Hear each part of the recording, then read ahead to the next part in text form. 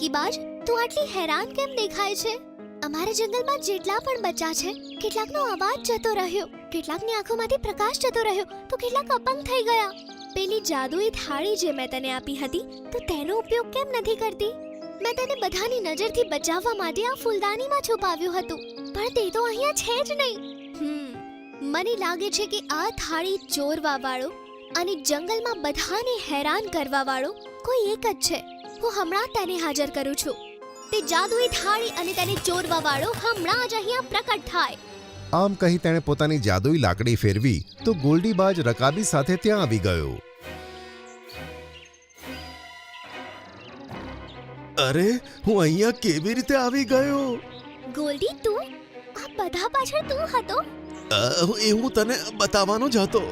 ગોલ્ડીબાજ, તારે બધાની સામે તારો ગુનો કબૂલ કરવો પડશે અને બચ્ચાઓને પણ ઠીક કરવા પડશે. તેના માટે હું તને આજ સાંજ સુધીનો સમય આપું છું. જો તે એવું નહીં કર્યું તો હું તને કીડી બનાવી દઈશ. અરે ના ના, હું બધાને સાચું કહી દઈશ અને બાળકોને પણ ઠીક કરી દઈશ. જાદુઈ રકાબી, મને કોઈ એવા ફળ આપ જેને ખાવાથી બાળકો ઠીક થઈ જાય. ત્યાં જ રકાબીમાં ઘણા બધા ફળ આવ્યા અને ગોલ્ડીબાજ તે ફળ લઈને તે બીમાર બાળકોની પાસે ગયો અને ખવડાવ્યું.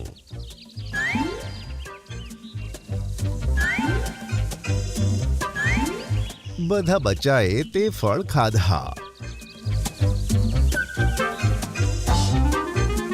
મમ્મી, મારો અવાજ પાછો આવી ગયો.